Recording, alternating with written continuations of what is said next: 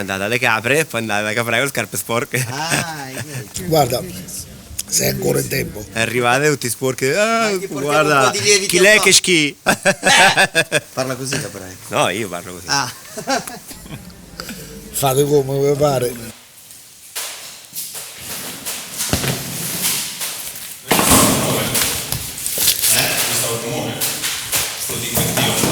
L'acqua, l'amica acqua. Non sta piovendo fuori. Vabbè, a te sembra, solo dal punto di vista. Che acqua non è acqua. Che cazzo è? Mica è vino, è acqua, È acqua perché piove. Se era vino, come si poteva dire? Vinava.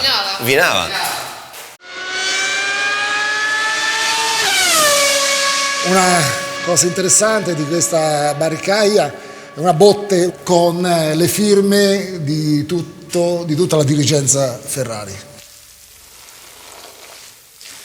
Questa si fa, diciamo, 3 volte al giorno, poi più lo fai meglio è, ma però, vabbè.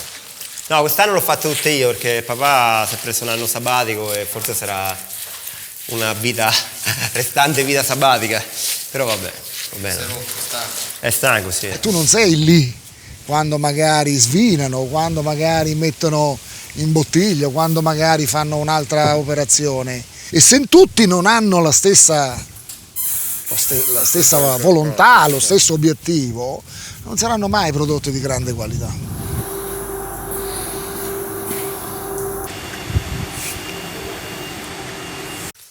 Vedi? Questo è il risultato del lavora bene quando uno va di raspà, no? Che va piano piano. Ancora dopo 20 giorni trovi i lacini interi e con dentro i vinaccioli. Questa qua è una pressa, quindi viene caricata con la vinaccia al termine della vinificazione e poi viene saturata con azoto. Ma vedete come sono belle, macerate, sane, e sentite che bel profumo.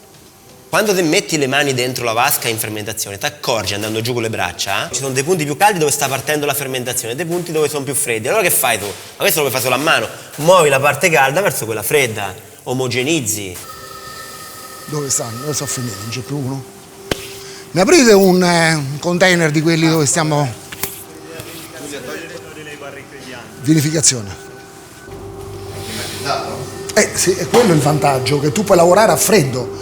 Allo stesso modo, se tu mettessi uno spinotto con del freddo, tu magari congeleresti la parte intorno allo spinotto, ma il resto non riusciresti a raggiungerlo. E gestire questa vinificazione, tu devi raffreddare tutto l'ambiente. Questo lo puoi fare, io credo, con masse anche fino a 50-60 quintali, non piccolissime. Lo puoi fare comunque. Vedi, queste sono le nostre, come i dottori, no? I ragazzi la mattina, quando fanno il giro, che fanno le temperature, gli zuccheri durante la fermentazione, segnano gli zuccheri, e vedi la curva che va verso il basso, e le temperature se rimangono costanti. Se invece la temperatura si innalzasse, vuol dire che c'è un problema. Non me ne fregherebbe un cazzo né di fare il formaggio né di fare il vino se dovessi rinunciare a sta parte qua. Cioè è come fai i bilanci quando faccio il commercialista, che cazzo cambia? Sei sulla sedia, accendi il rimontaggio numero 1, fai il rimontaggio numero 2, vedi la temperatura, ma se non ti sporchi le mani.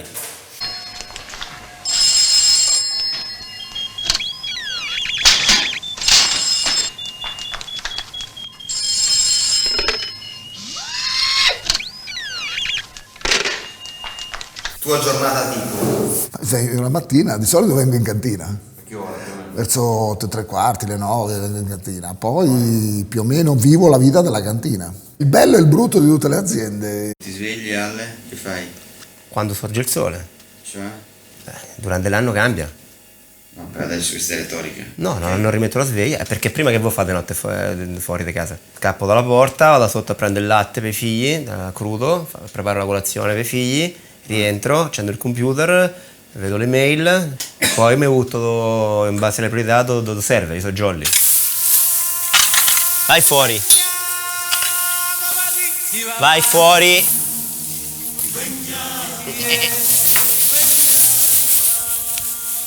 È un cazzo. No, t'ho ammazzato. Mo. Dai. Conosci il caprese? Faccio tutto, so tutt'oro, faccio tutto bene, niente in maniera eccellente.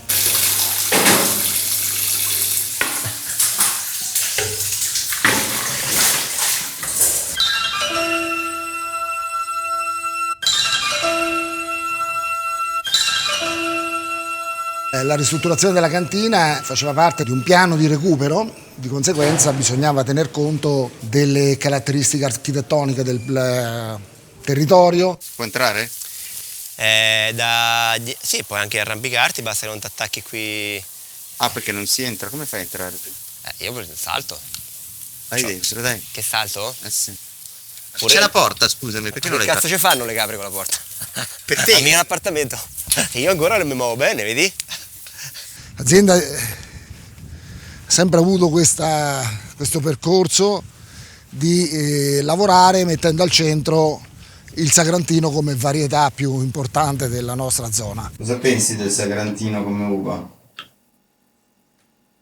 Nei primi 10, ma non nei primi 5 posti. Che cos'è l'enologo per te? Ma è un consigliere. No, l'enologo perché... Aspetta, lo chiamo? Sì, però sai, io mi compiaccio di quello che ho fatto, lo guardo con amore, con passione. Il resto non è niente bravo, niente, non esiste niente bravo. Non esiste, tutte stronzate.